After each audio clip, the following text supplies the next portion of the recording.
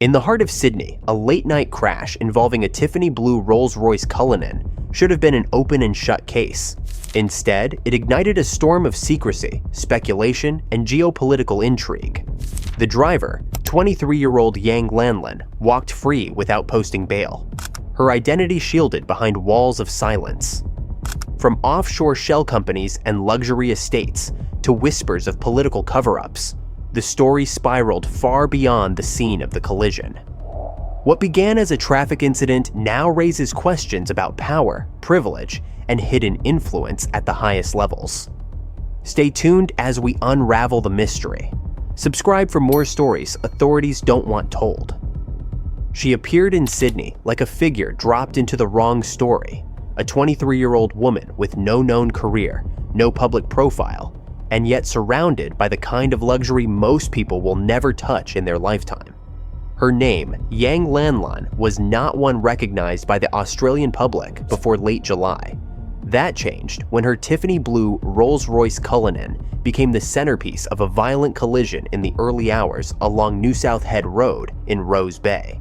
The crash left the other driver, George Placeres, a long-serving chauffeur for radio host Kyle Sandilands, pinned inside his Mercedes van with a broken spine, shattered hips and femurs, a ruptured spleen, and a torn diaphragm.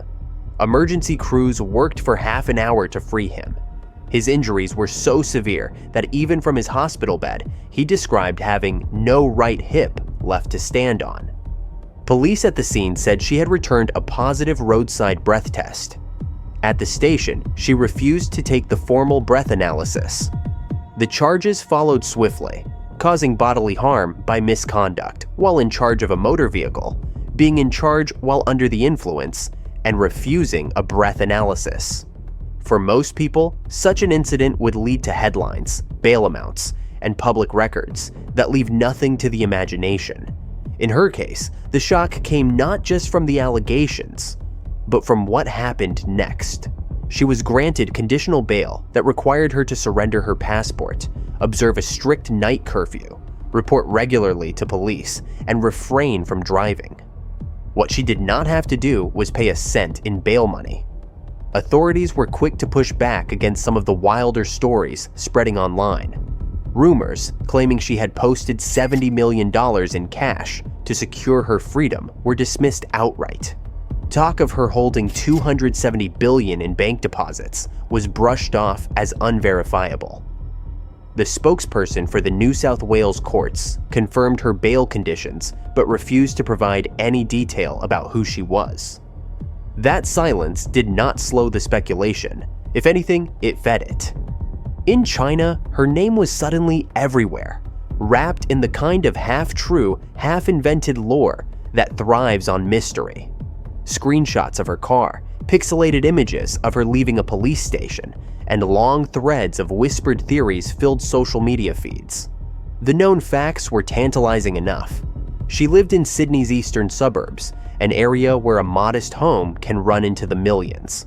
Her Cullinan was a vehicle priced between $600,000 and $1 million, depending on customization. There were whispers of a second Rolls-Royce, a ghost convertible, kept at her penthouse. No one could find a clear professional history, a business empire, or an inherited fortune to explain it all. The absence of information became the story. For reporters and the public alike, the mystery was twofold. How did someone so young come to have such wealth and access? And why were the courts so unwilling to share even the basics about her? In most high-profile criminal cases, especially those involving serious injury, the accused's background becomes public record in days. In this case, nothing beyond her name, age, and the charges was offered. It was as though a wall had been built around her identity from the moment of her arrest. The image of her walking free from Waverley Police Station only sharpened the sense of disconnect between her reality and everyone else's. She wore designer clothes, looked untouched by the chaos of the crash, and moved quickly past cameras without saying a word. There was no visible entourage of family or friends, no swarm of lawyers holding statements for the press. She simply left, bound by curfew and reporting rules, but unburdened by the financial weight that bail often imposes. Australian outlets noted the absence of any clear explanation for her presence in the city beyond her residence. Chinese language media leaned into the enigma, framing her as either the protected child of someone powerful or a player in a much larger game. Every confirmed detail about her life seemed to open more questions than it answered. Why was she driving herself at that hour if she had the means to employ drivers? How had she managed to keep her name out of gossip pages and business records until the worst moment of her life became public? The accident itself was brutal, but it was only the spark. In the days that followed, the coverage began to shift. The injuries to Placeres and the circumstances of the crash stayed in the headlines. Yet more space was given to her possessions, her residence, and the refusal of officials to elaborate on her background. What could have been a straightforward, if tragic, court case was already becoming something stranger. With every passing day, it became less about a Rolls-Royce on the wrong side of the road and more about the woman behind the wheel and the machinery protecting her. By the time the court date was set for mid-August, the shape of the scandal was clear. The collision was the trigger, but the scandal was the shroud of secrecy that followed. Her name, once unknown, now carried the weight of whispered influence, offshore wealth, and invisible connections. In Sydney's bright winter light, she had stepped into a storm of attention, and for reasons no one could yet prove, the system seemed determined to keep the rest of her story locked away. From the moment whispers began about her fortune, the picture of Yang Lanlan started to take on new layers. It was not just that she owned rare cars and lived in one of Sydney's most expensive neighborhoods. What caught the attention of those digging into her life was how these assets were structured. Investigators and commentators began to suggest that neither the Rolls-Royce nor her luxury residence were in her own name. Instead, they were allegedly shielded behind offshore shell companies and elaborate trusts, entities created in jurisdictions known for secrecy. One of the names linked to these arrangements was a Panama-based company, with the vehicle said to be held under a corporate registration called Venture Global. The mansion in Vaucluse, a suburb where ocean views are priced like crown jewels, was described as being under the ownership of an unnamed trust. To seasoned observers, this looked like textbook asset concealment, the kind favored by people who want to enjoy their wealth without leaving an obvious trail. The web of secrecy was only one side of the intrigue. Equally curious were the claims that not all of her public appearances were actually her. According to some close watchers, the young woman seen walking out of the police station after the crash did not perfectly match the woman who showed up in public on a later date.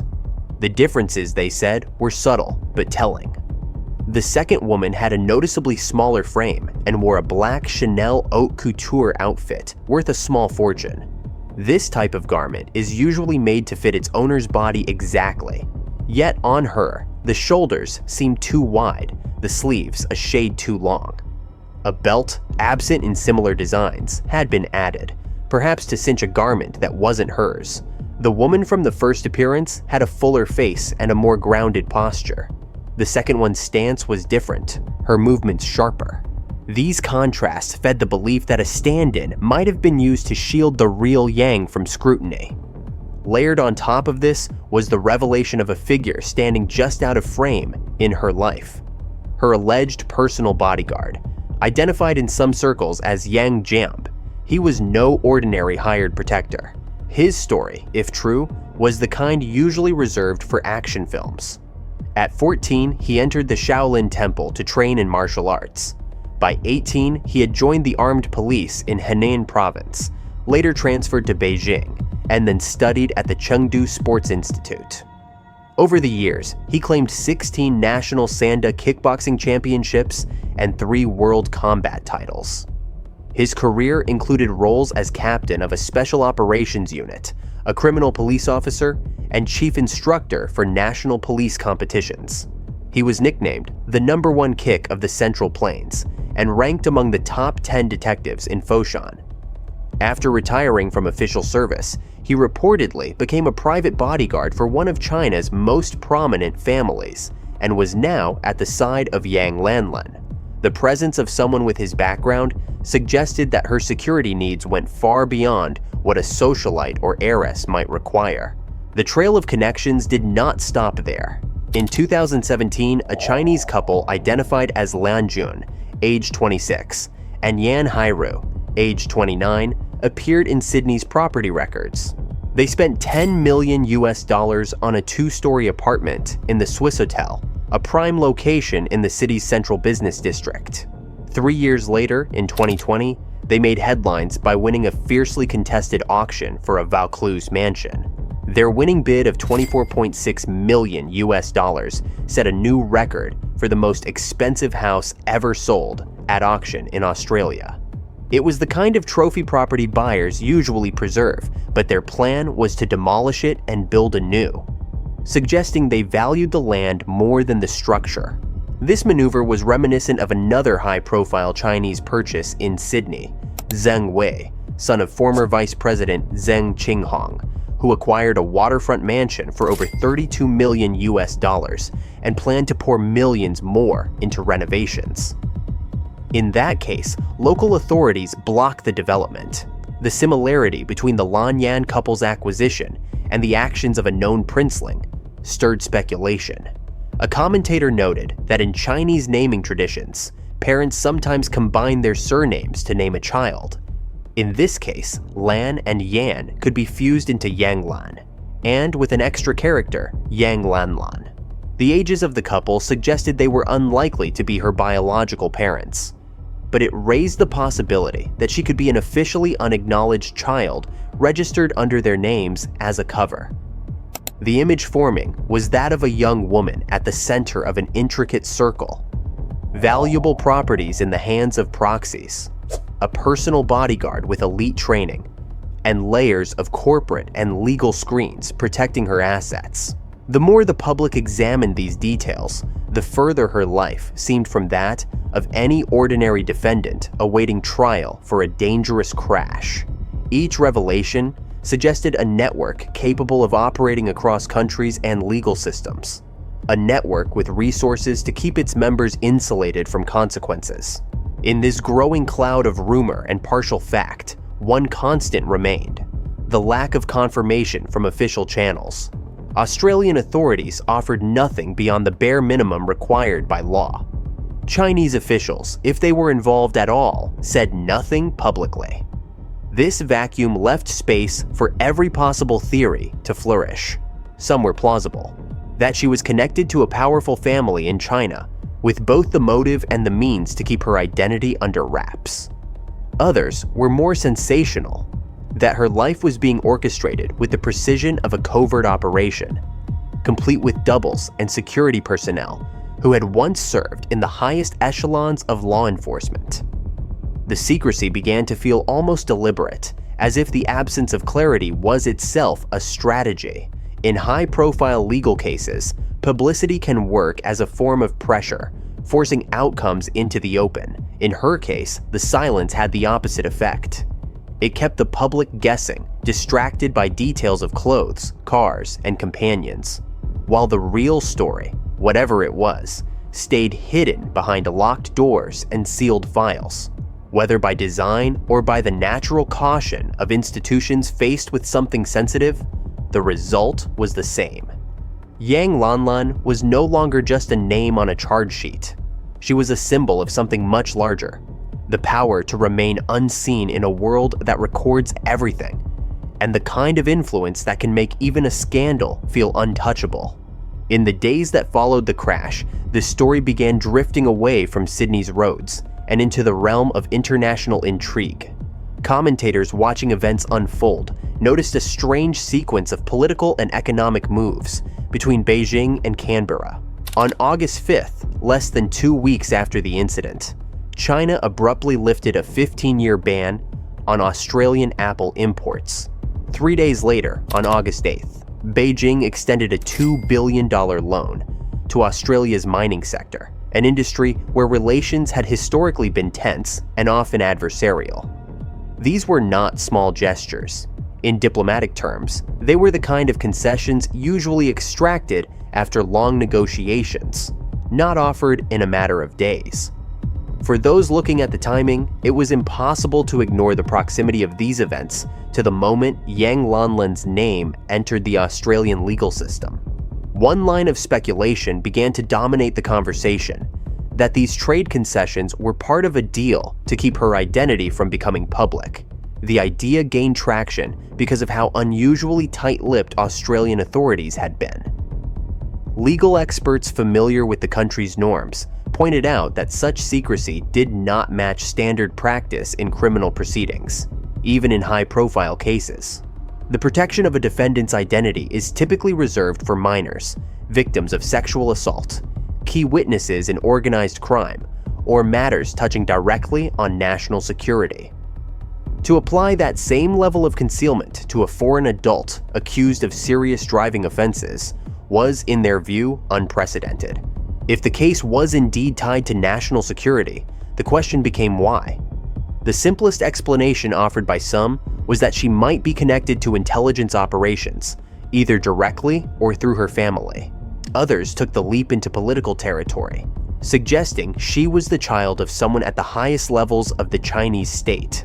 The more provocative voices went further, stating outright that only the most powerful figure in Beijing could secure that level of protection abroad, implying a personal link to Xi Jinping himself. These were theories without official confirmation, but they took root quickly in the absence of any alternative narrative. The idea that her situation had become a pawn in a larger geopolitical game resonated with those who had seen similar patterns in the past. History offered examples of individuals whose legal troubles were quietly managed or erased when they were tied to sensitive political relationships. The difference here was the sheer scale of what was allegedly on offer. Multi-billion-dollar trade moves, long-standing bans reversed, and a level of coordinated silence between two governments that otherwise had reasons to be cautious with one another. To those following closely, it seemed less like coincidence and more like choreography. While politicians stayed silent, public reaction in China took on a sharper edge. Around the same time as these international developments, the Chinese government announced a new mandatory social insurance policy set to begin on September 1st. It required all businesses, including small food stalls and neighborhood shops, to pay pension, medical, unemployment, work injury, and maternity contributions for employees. In a struggling economy, these extra costs threatened to close many small operations. For ordinary people already stretched thin, the policy felt like another tax dressed as a benefit. Into that atmosphere of frustration came the phrase that would stick: pay social insurance to save land. It was a cutting, sarcastic slogan, the kind that spreads because it captures more than just a single grievance. In those 6 words, people saw a system that demands sacrifices from its poorest while shielding its richest and most connected. The implication was clear. The resources and influence used to protect Yang Lanlan could have been spent on easing the burdens of ordinary citizens, but priorities lay elsewhere.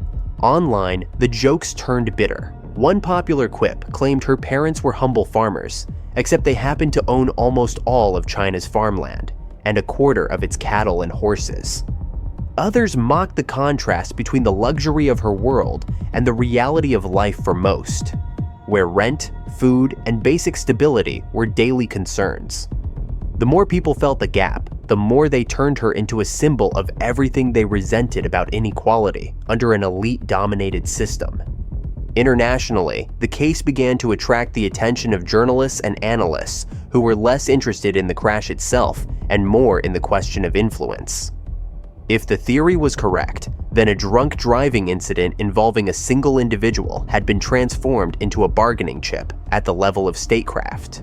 The mechanics of that transformation were murky, but the possible implications were clear. If a case like this could be handled through undisclosed deals and political leverage, then the rule of law was negotiable for those with enough power. Inside China, some saw the silence from both governments as proof that the matter was too sensitive to touch. Others believed the secrecy meant that rival factions within Beijing might be using the scandal to attack or protect different interests.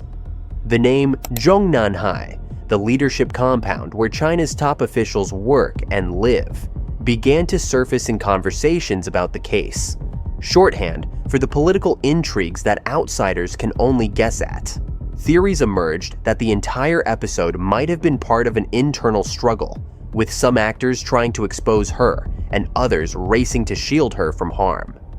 What was undeniable was the effect this had on public trust. Each unanswered question chipped away at the belief that the justice system operated the same for everyone. The image of Yang Lanlan, young, wealthy, guarded by elite security, connected by rumor to figures at the top of a global superpower, became a kind of mirror. People saw in it not just her story, but their own place in the hierarchy. They were reminded that while accidents happen every day and laws are supposed to be applied equally, in practice, the outcomes can hinge on who you are, what you have, and who stands behind you. By the time her court date approached, the case was no longer about whether she had driven on the wrong side of the road or refused a breath test. Those were still the formal charges, but they had been overshadowed by a much larger drama playing out on multiple stages. In the public eye, Yang Lanlan's name had moved beyond the confines of a Sydney courtroom. It had become shorthand for wealth without transparency, influence without accountability, and the kind of privilege that can stretch across oceans to bend the rules. Whether the truth was as explosive as the rumors or something more mundane, the silence from those who knew ensured that the mystery, and the scandal, would continue to grow. What happened on that Sydney street may have been just a crash, but the forces moving behind it suggest a far more complex game. Yang Lanlan's name now carries the weight of whispered deals, trade concessions, and rumors that stretch from Australia's courts to the inner circles of Beijing. Whether the truth is an explosive revelation or a carefully constructed illusion, one fact remains. This is a scandal built on the kind of influence most can only imagine. And until the full story comes to light, it will haunt headlines and fuel speculation. For more untold truths, subscribe and keep watching.